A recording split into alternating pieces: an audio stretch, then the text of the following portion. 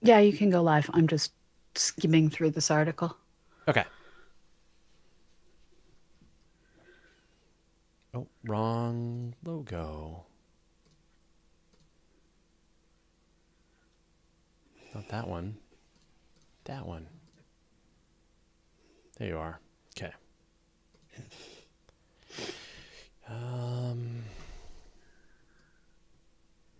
The where are you gonna be? Because I need to center you.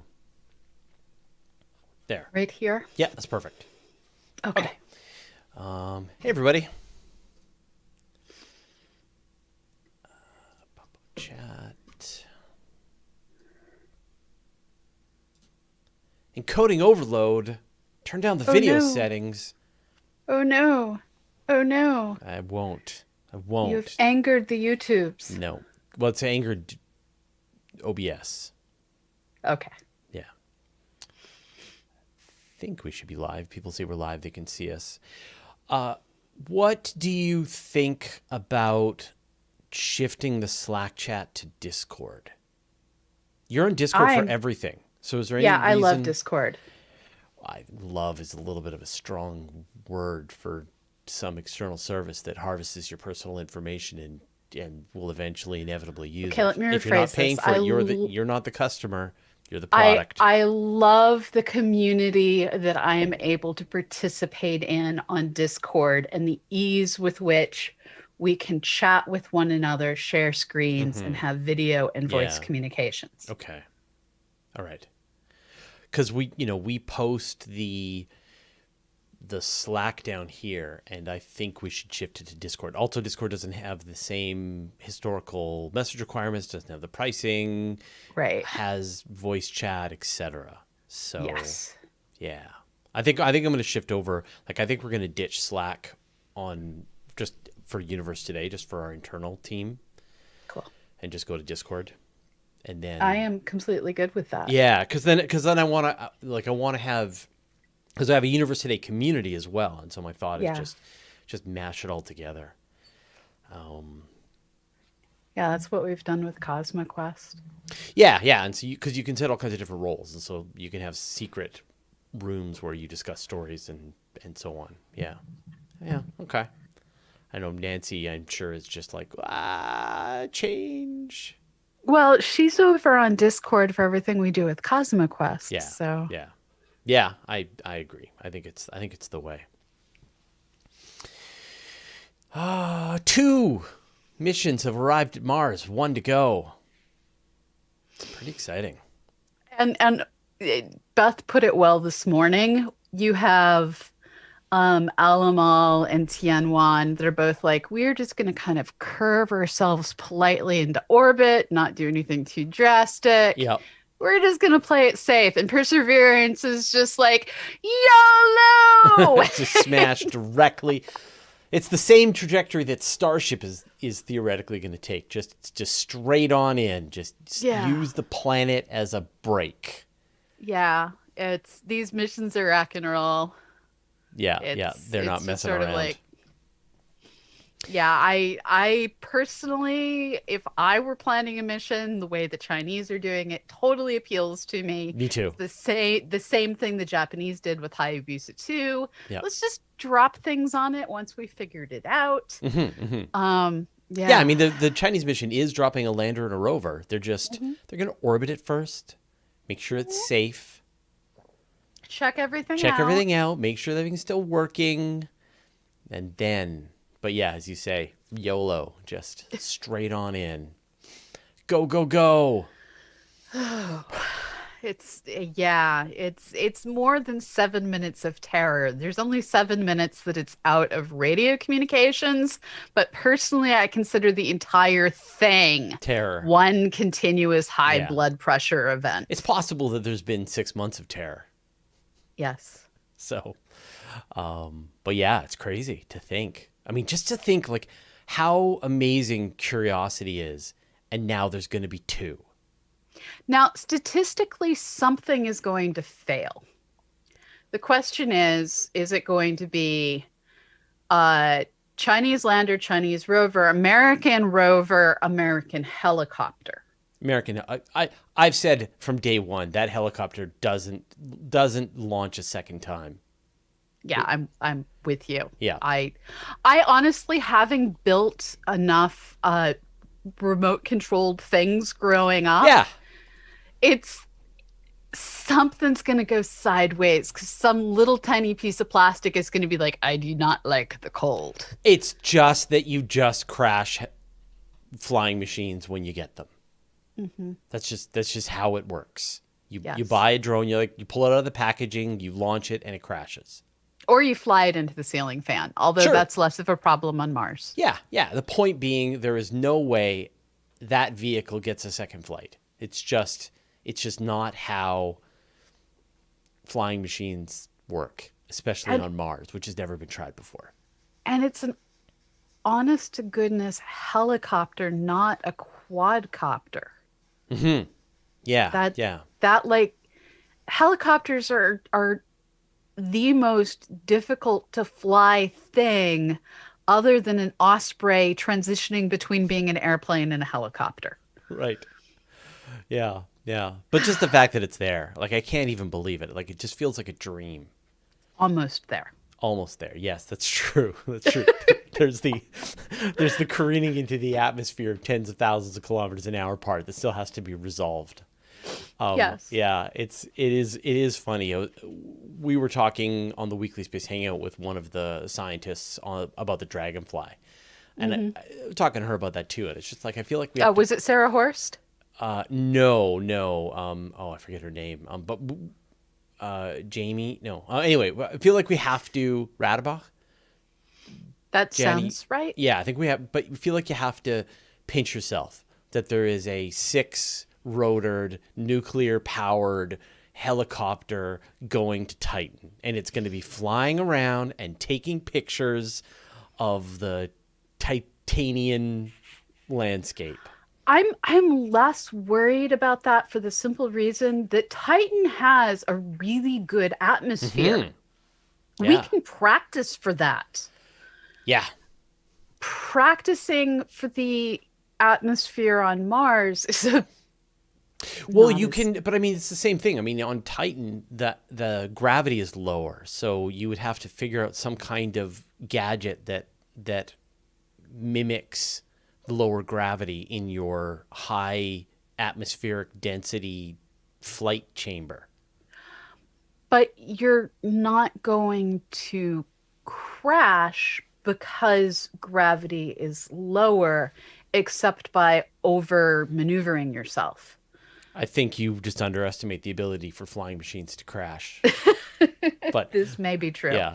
I simply am trying to say I am significantly less worried about Dragonfly, because well, and not only that, but it's just like you just throw it at the atmosphere of Titan, and it just like lands like a pillow onto the atmosphere of Titan, no matter what you do. Yeah. Parachutes work great. Yeah, no problem, right? In fact, I think the problem with Huygens was that they couldn't, like, it wasn't falling fast enough, right?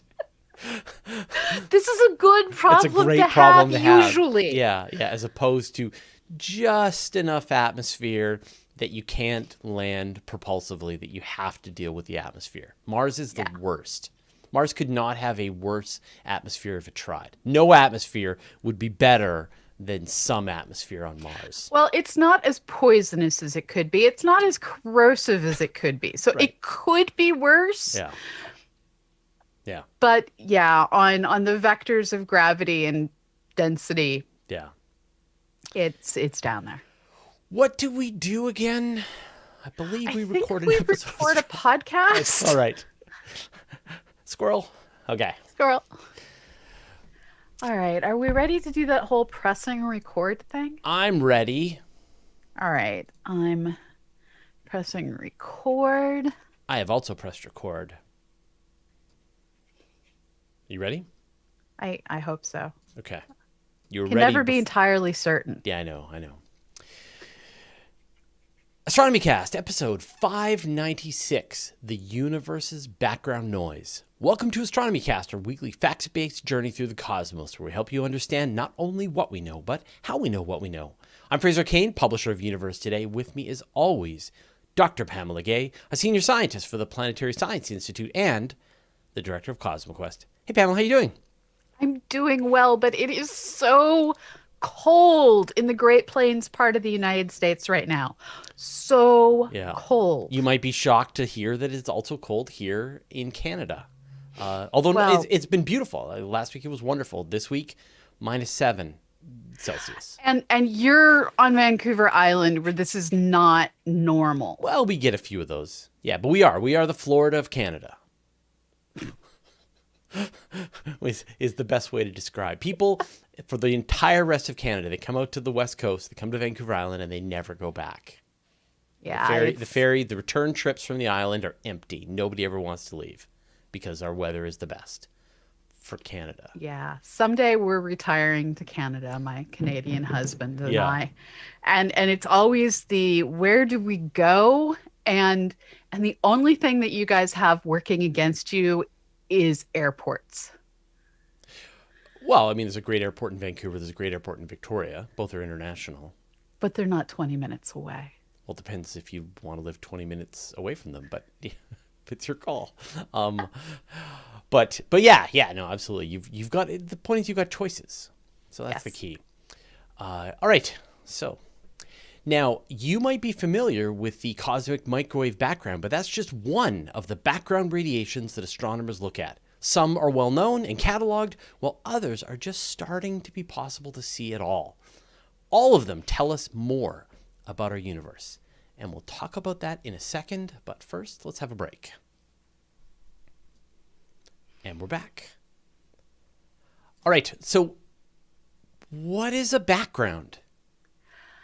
It's that source of signal that is in the back of all of our images.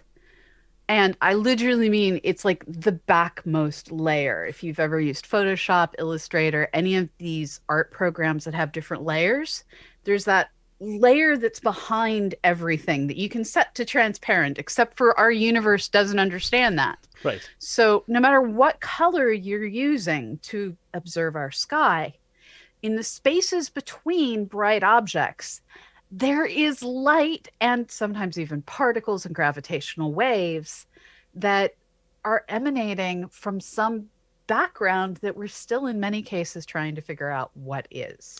And I think people are most familiar with the cosmic microwave background only, I think, because it helped us figure out the entire origin of the universe, the Big Bang, the sort of mind-bending conclusion that our universe is expanding. But it's just one of them. There's tons. It is. And I have to say also the fact that the cosmic microwave background was initially blamed on pigeon poop in the detector also really adds to the story. Okay, But you should explain that. If you're going to bring up pigeon poop and not go into more detail, I think you have to. Penzias and Wilson, two research scientists working at Bell Labs, were working to figure out how to improve microwave communications here on the surface of the Earth.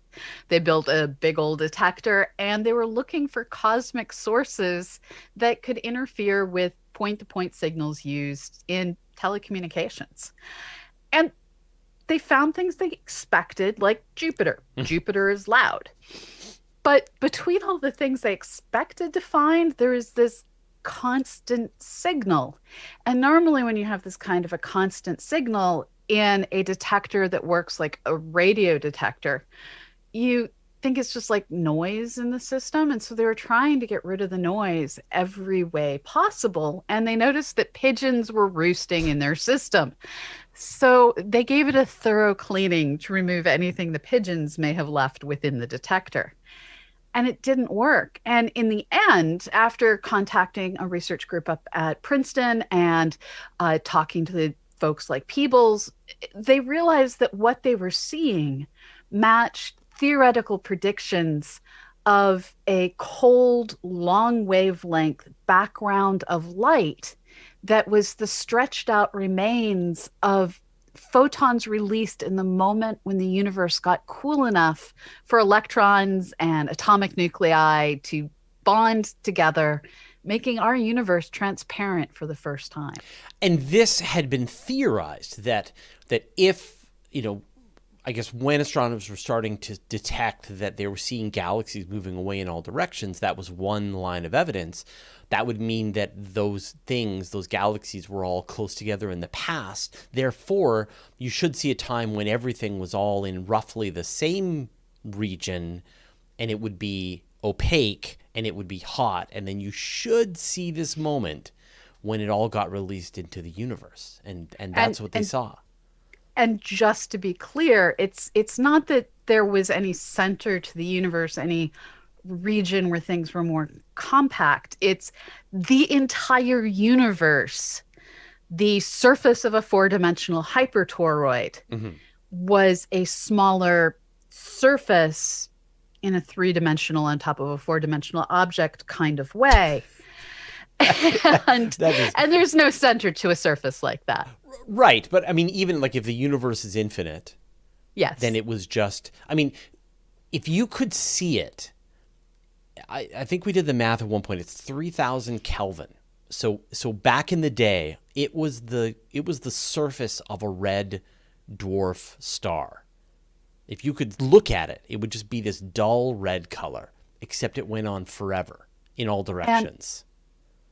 And all of that light being emanated from every single point in the universe has continued to fly. So as we look in all directions, we're seeing photons that were emitted over there, over there, over there. 13.8-ish, however old we now think the universe is, billion years ago. And they've been flying towards us ever since then. Yeah. And the photons that were emitted where you are, where I am, someone else on the other side of the universe is seeing those. That's it. It's such an amazing concept. Like if you could, and we've talked about this in the past, that you can tune your television to the background temperature of the universe, and some of the static that you're seeing is these particles.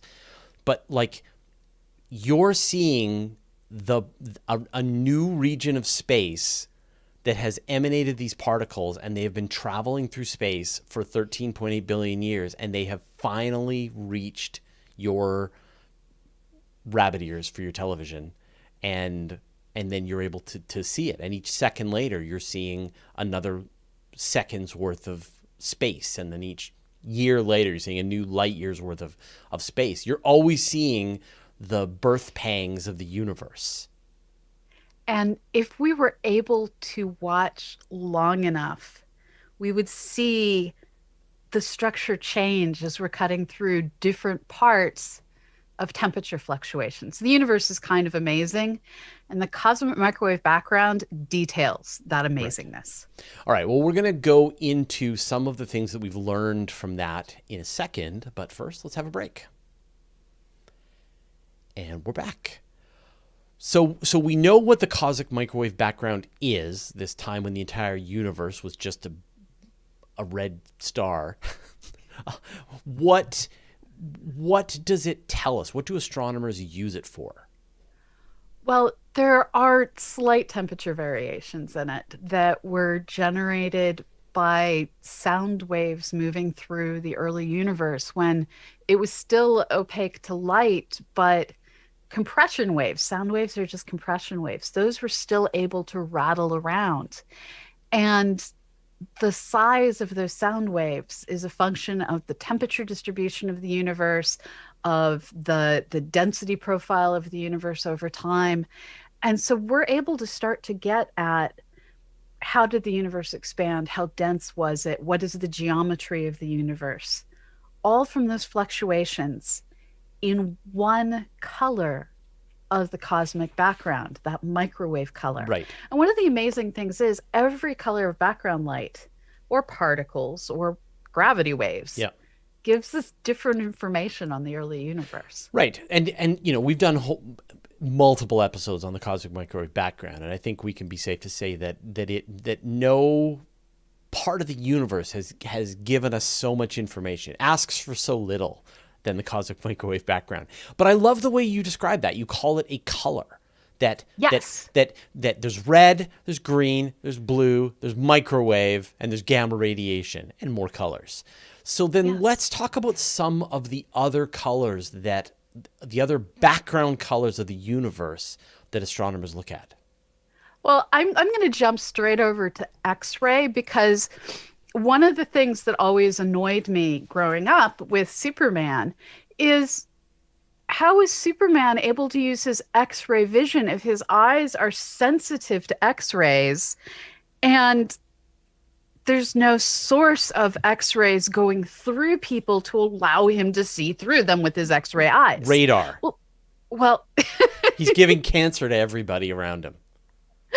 well, there's actually a background of Ah, X-ray photons and so it's super faint. It's super hard to see. It wasn't really well understood until we started getting the Chandra X-ray Observatory up there.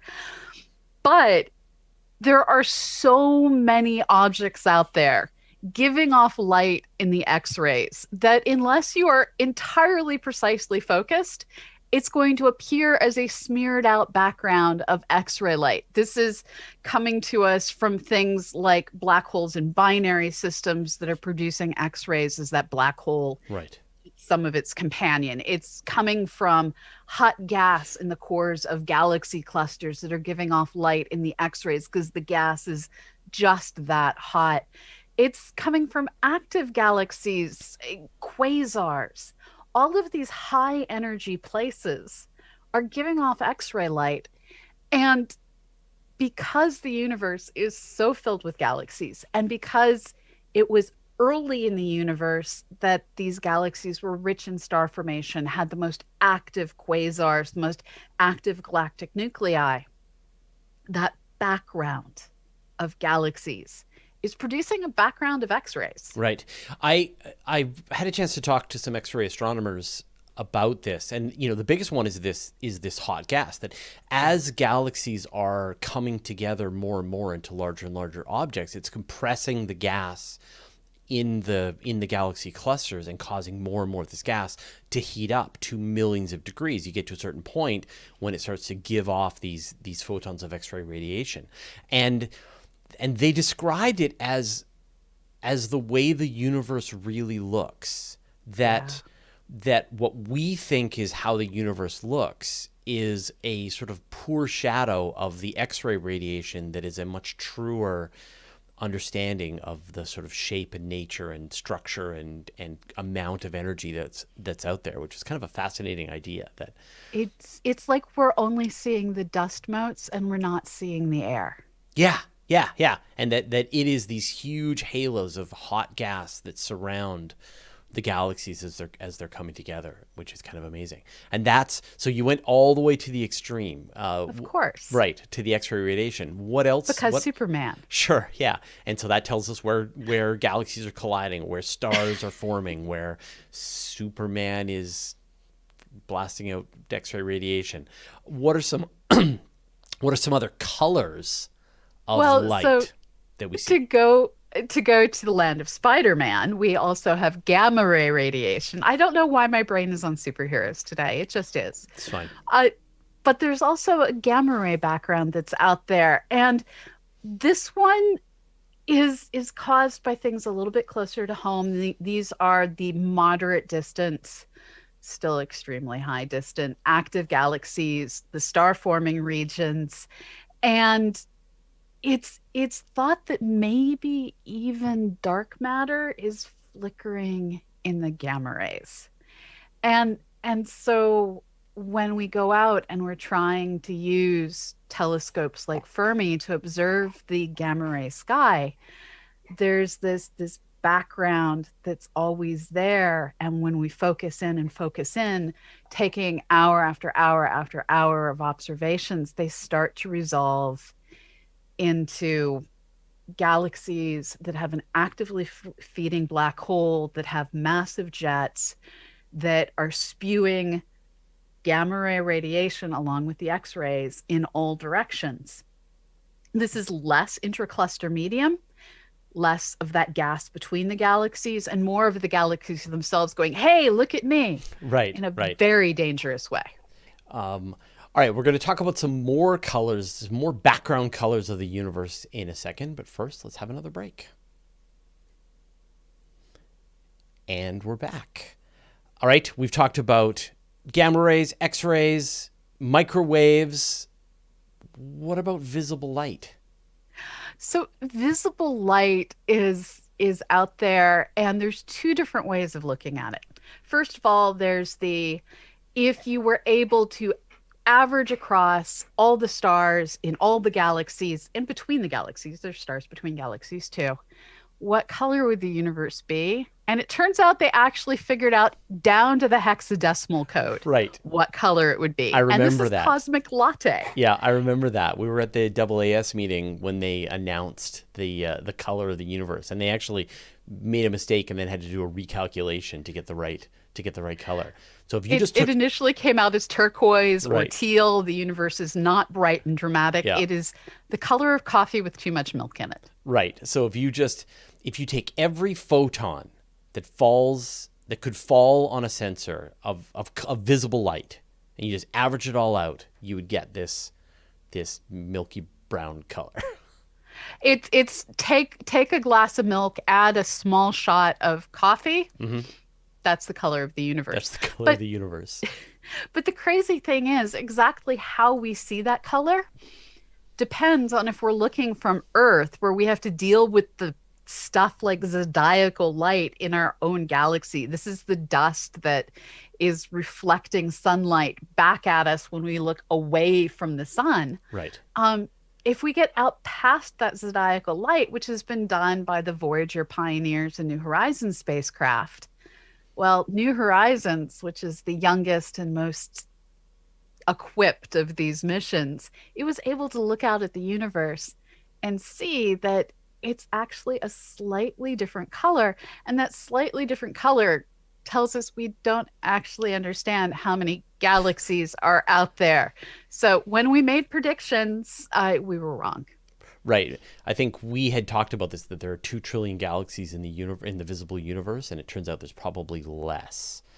More like the original number. But I love this idea that even the Hubble Space Telescope experiences light pollution from sunlight flickering off of tiny bits of dust in the solar system, and only by moving a telescope far out away from the inner solar system can you get a truly dark sky view of the universe.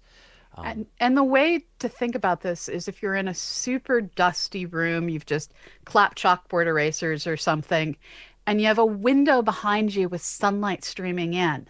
Those illuminated motes of dust, even though the light's behind you, those illuminated motes of dust will affect your ability to see things on the other side of them.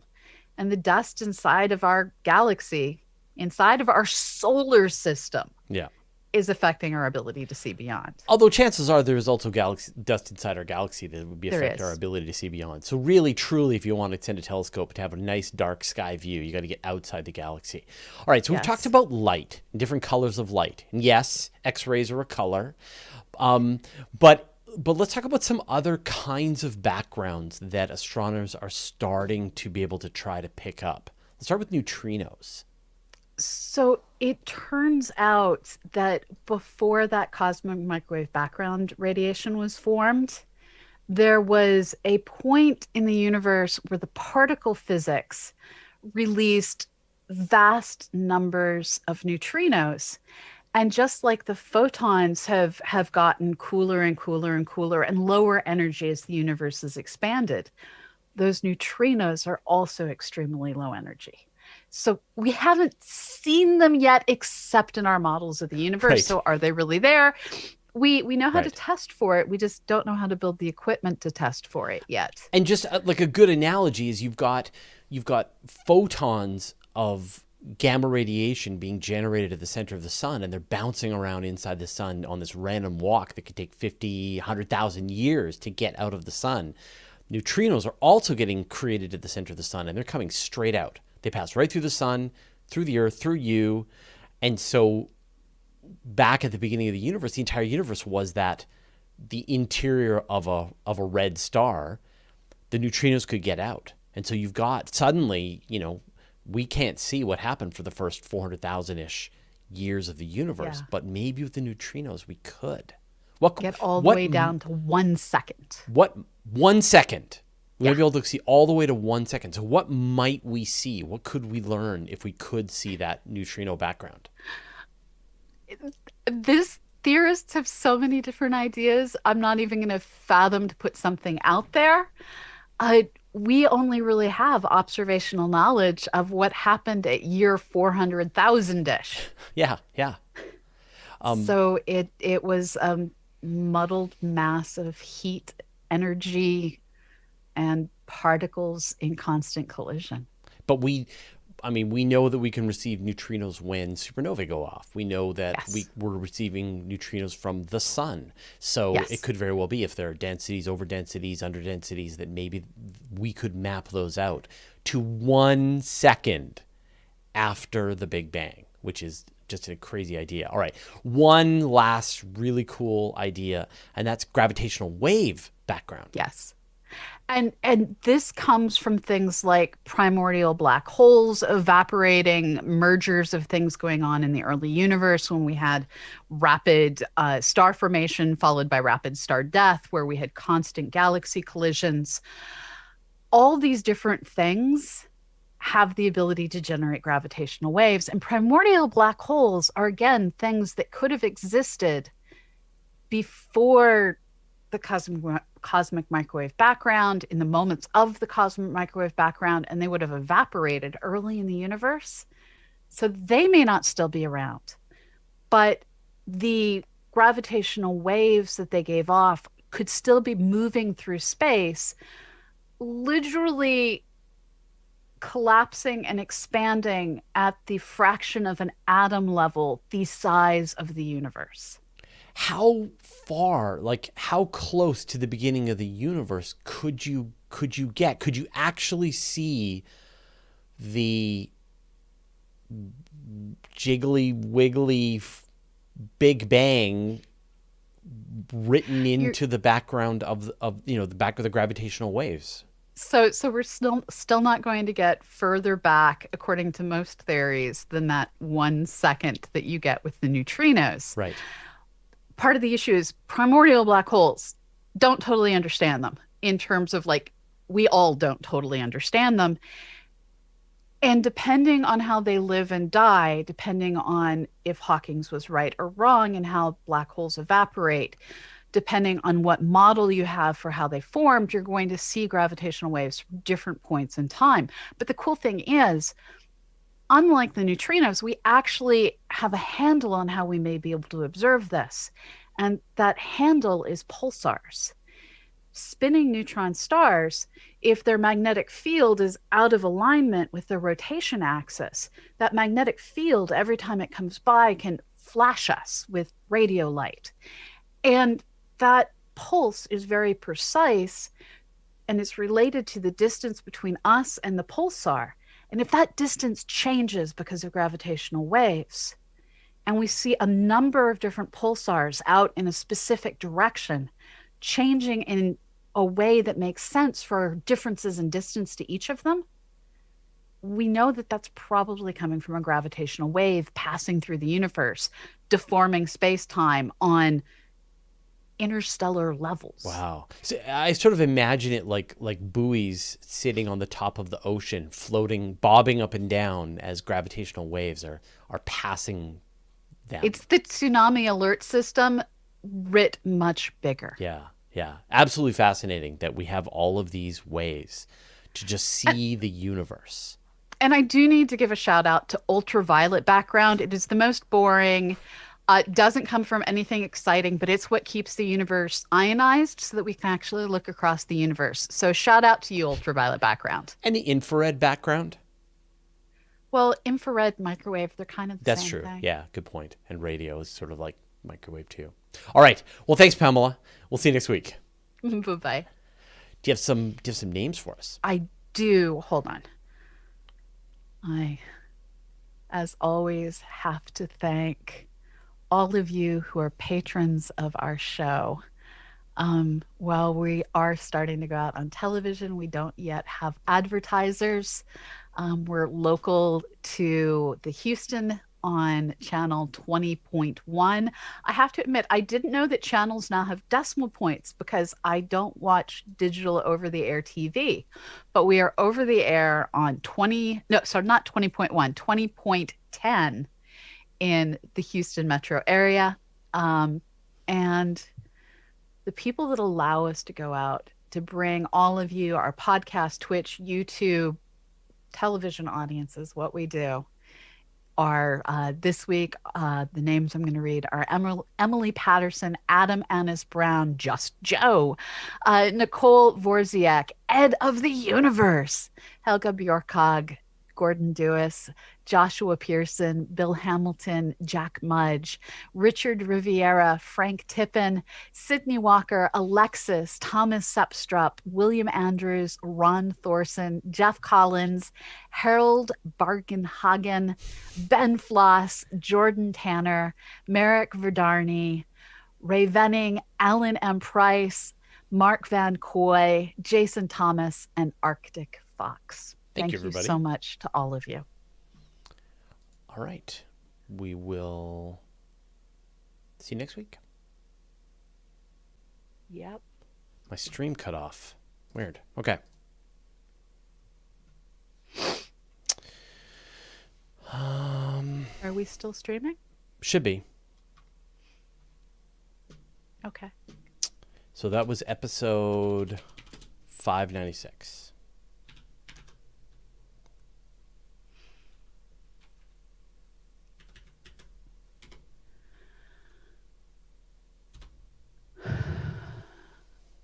I'm going to actually remember to save it to the correct file this time, the correct folder this time. I have a problem with doing that. What was the number again? 596. Okay.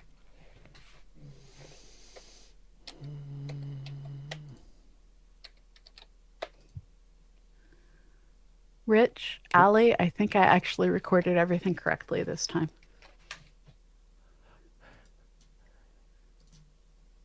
Yikes. What? That just tells us a story about last time.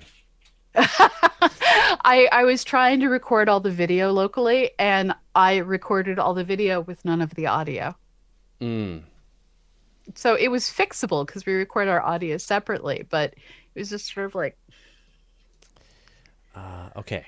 I have... YouTube is not receiving enough video to maintain smooth streaming. Okay, let me know. Something weird going on. Okay. Can someone in the chat let us know? Yeah, let me know if there's some kind of problem with the stream. Okay. Questions. So I'm noticing now that my hair was self-destructing throughout the entire thing. No. I'm okay with that. I'm just going to attempt to put it back a slight bit. I have my hair currently held together with a ballpoint pen, which was not designed for the task. Arjone asks, are all backgrounds centered on our current location? They appear to be because we see light that's been traveling towards us for a finite amount of time. And what we're seeing is the sphere of observable universe around us rather than the entirety of the universe. So, yeah, it appears that we're centered, and that's simply because of light travel time. Right. And your background like wearing is a different headlamp. from mine. Yeah, and it's like wearing a headlamp underwater when scuba diving at night, which is terrifying. The ocean is a whole lot bigger than what your headlamp allows you to see, but you're limited in how far you can see by the brightness of your headlamp. We're not limited by the brightness of the universe. We're limited by light travel time. Right. This is a great question. Mitzvah Golem asks, what color would neutrinos be? They're an object. and I don't know what colors of light would refuse to be reflected off of them, and I'm pretty sure all of them. So I feel okay with saying they're invisible. They're invisible. Their color is invisible. Yeah, Right. But it's like because light doesn't reflect or absorb with them. it's like asking what color is love. I was going to say dark matter, but you clearly are more of a romantic than It's I am. almost Valentine's. It's true. It's true. But yeah, I mean the thing is like all of the others are different colors of photons from Hmm. X-ray, gamma ray, infrared, microwave. Well, But and then gravitational waves have their own wavelengths. They're right. not a color, they're more akin to a They sound. would be But color, sure, sound or colors of gravitational waves. Eventually, I'm sure we will have the gravitational wave spectrum. so with neutrinos, because they do have mass, it's probably better to think of it as the universe throwing very tiny BBs at Yeah, us. And these particular ones don't have a lot of kinetic energy. right. So you're not shining light, you're just throwing particles at you. Yeah. It's the only one that is. Brian Cordova asks, is Musk going to be obligated to return dead bodies from Mars? I don't think so. That's a good question. No, I don't think so either. The dead You body probably sign protocol that. for the dead body protocol for the ISS or just going into space in general is really super gruesome. Ye- Tell us more. So I'm going to abbreviate it greatly. You take the dead body, you put it in a giant baggie, Hmm. you put it in outer space so it freezes, you shake it so that it shatters, Why so it shatter? takes up less space. I feel like Yeah, that was a step too far.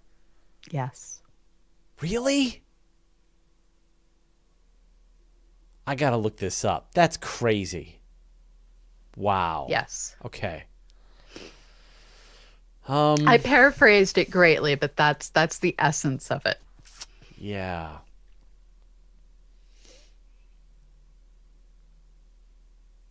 Hal McKinney asks, how do we know that outbound neutrinos from our own sun with rays and other stars in the galaxy aren't contributing to the redshift that we see in distant galaxies' starlight and not expansion? I it just doesn't work like that. They're invisible. Well, so when we're looking at light coming from a distant object, we're looking at the suite of photons. It's a whole continuum.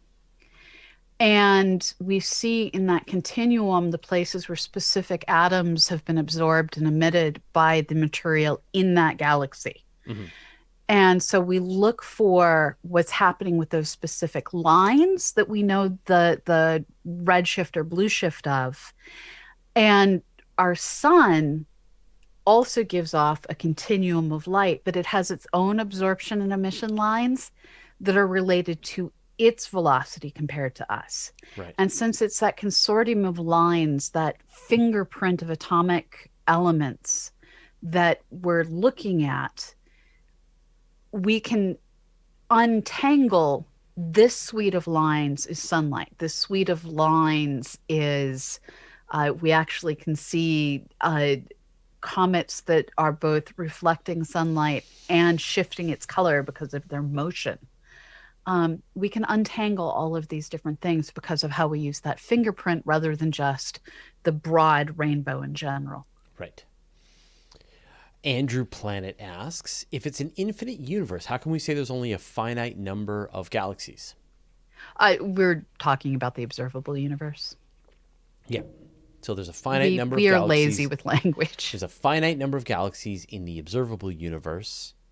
Yeah. If the universe is finite, then there's a finite number of galaxies in the finite universe. If the universe is infinite, there's an infinite number of galaxies in the infinite universe. Yep.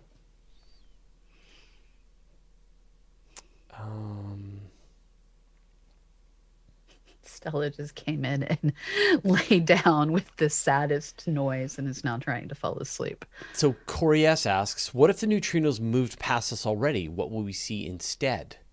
The neutrinos that came from behind those? Yeah. It's the same thing with the cosmic microwave background. Like Yeah. when you see the cosmic microwave background, you're seeing the new version of it. The one that comes from a little here's a way farther to away. think of it. If a bunch of people have air horns and they line up in an infinitely long line and they all burst their horn for a fraction of a second, we're going to hear a continuous sound because the first horn gets to us, then the next horn gets to us, then the next horn gets to us. Totally. And so it's that same problem. It's just we're constantly seeing things from further back in the universe. I don't know the answer to this question. Martian is asking, is the Chinese rover as clean as Perseverance? I don't know either. Yeah. I don't know how we would look up the protocols that the Chinese used. Yeah. Now, the Chinese have signed on to the international United Nations agreements on protecting other worlds. So they will have abided by that level of standard. Yeah. Arjun asks, how could you tell a background neutrino from a regular one? They have different energies because they're coming from different sources. So you can tell the difference between a solar neutrino and a supernova neutrino. Yes. Well, not so much with the supernova because they're coming from things with similar energies, but the ones that are left over from the pre-cosmic microwave background will have so much lower of an energy that it's easy to discern. One of the frustrations with neutrinos is they can switch flavors back and forth by transforming kinetic energy into mass and mass into kinetic energy. And this blurs out what the energy is for relatively nearby stuff. You can start to tell to a certain degree the neutron star collisions that led to neutrino detections. That was clear what it was. But when it comes to nearby sources of neutrinos, you have to know what you're looking for. Yeah, like I know with, say, cosmic rays, they're particles. Maybe that's another background. No, I looked. It's okay, not. Yeah. But you can measure the energy in the cosmic ray. But can you get energy in the neutrino? Different amounts of energy. Yes. But only like the different flavors of neutrino, not. Well, so the different flavors you get at because they're detected in different ways. In theory, you could detect the different energies if they were sufficiently different and we had sufficient technology. And that's the thing we're missing. Right.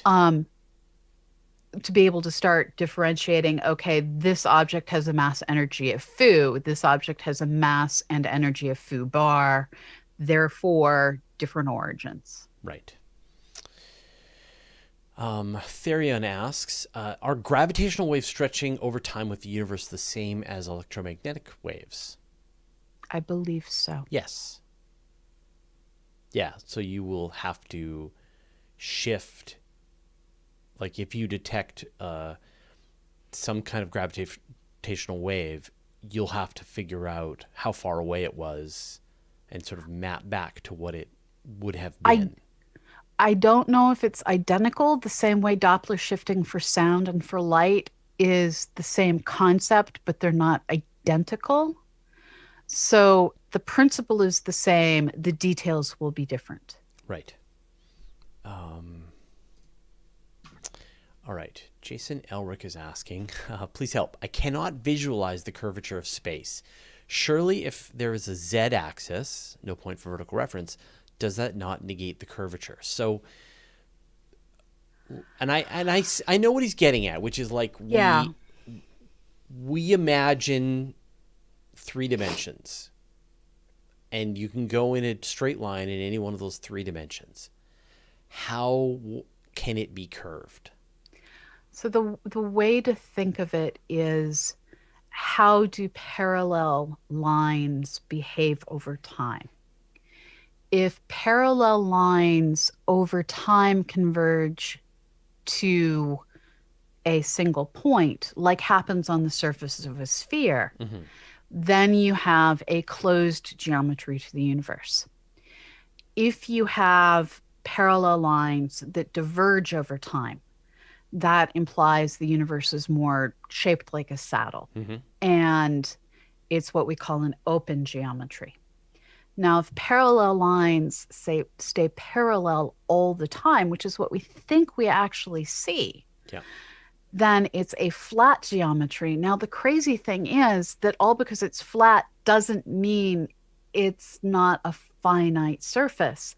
And the way you get a finite universe that's three-dimensional and a flat geometry, meaning parallel lines stay parallel, is you have a four-dimensional hypertoroid, which is a fancy way of saying it's a four-dimensional donut. Right. If you take a donut, you can draw two parallel lines any which way you want, racing around the top, going through the center. And those parallel lines will have completely different lengths depending on how you draw them, but they always stay the same separation. Right. And so that is a finite universe with a flat geometry. Right. It's, but if the universe is infinite, then is the point moot?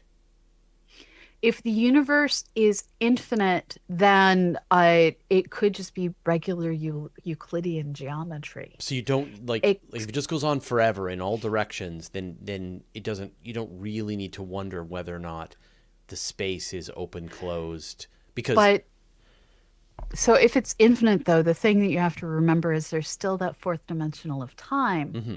So the separation between objects over time changes. And with an accelerating universe, that separation is changing in a non-linear way. So then you get curved in that fourth dimension. Right. And I mean, the thing that I think could be really helpful is imagine you're an ant crawling on the surface of the earth and you go in one direction and you just keep walking and it feels like you're walking in a straight line and then you return to your starting point. And at no point did you see any curvature to the surface that you were walking on because it was just so big. And yet you've returned to your starting point.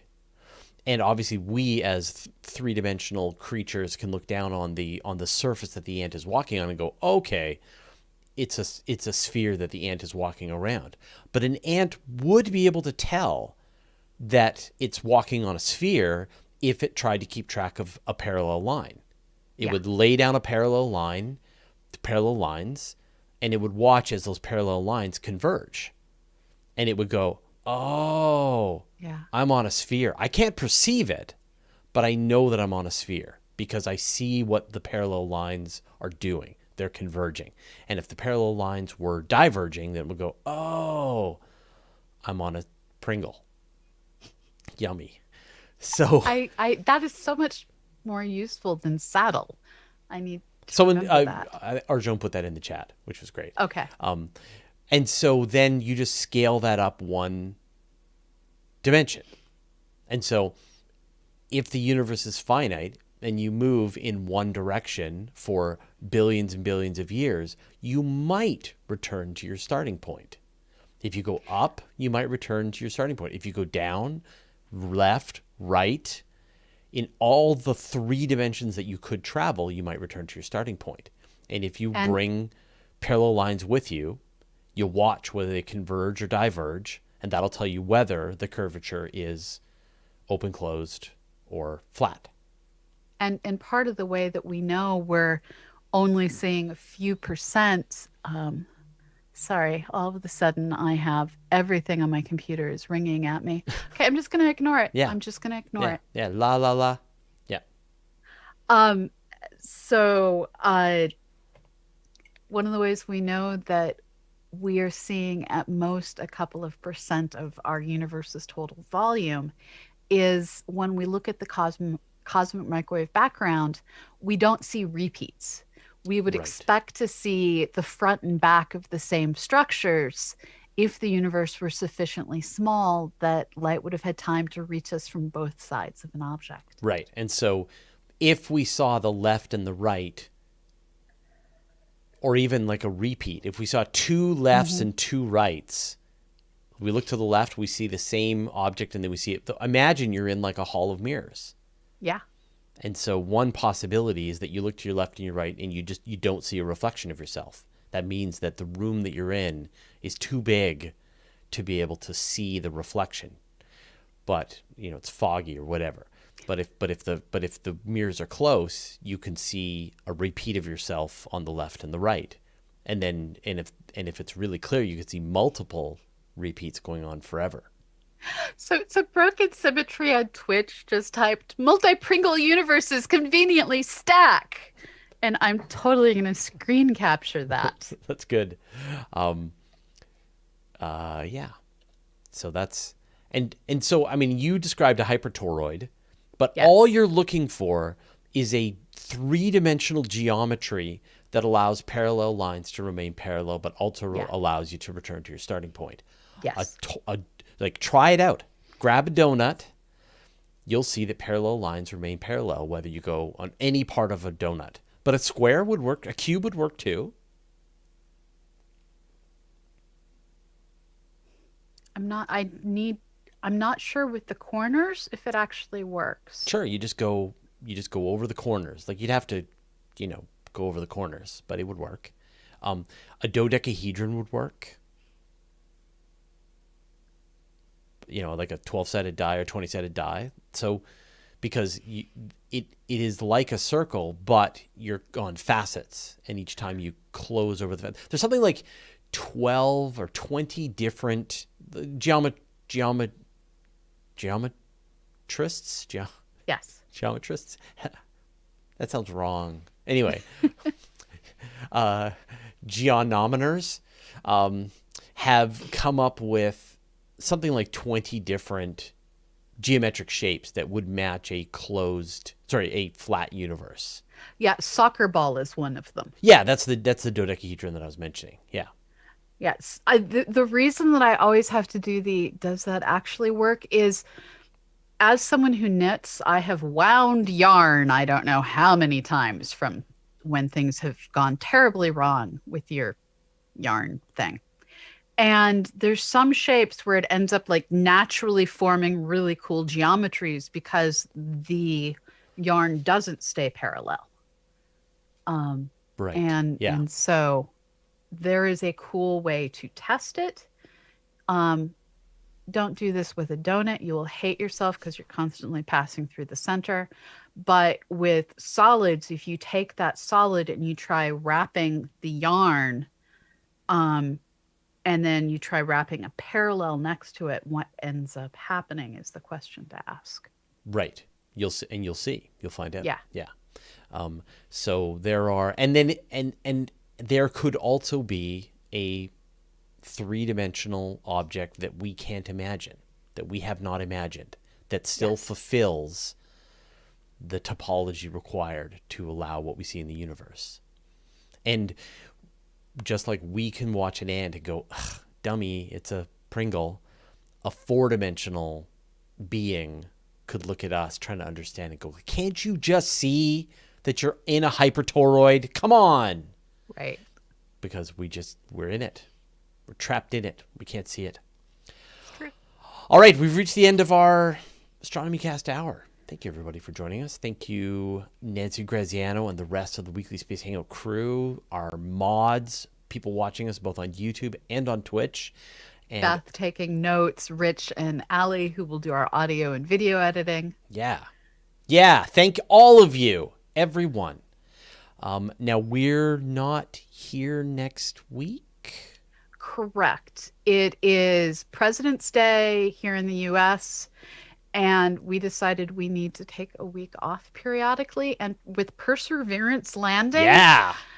oh That's my gonna be a goodness, I holiday. expect you and I are going to be super busy. I am so, already booked into many parties. Yeah, it's gonna be fun. So everyone be prepared for Perseverance Chaos. Right on. Oh, cool guests. So we got David Kipping coming up, and we got on the Weekly Space Hangout after Avi Loeb. So hold on, so next week we got Avi Loeb. The week after that we have Melissa Thorpe. Then we have David Kipping, and then we have Dr. Chandra Prescott Weinstein, who I've never talked to. I'm looking forward to talking to her. And I'm slowly freezing to death. Oh, goodbye. Thank you, everybody, and we'll see you in 2 weeks. Bye-bye, everyone. Press the button.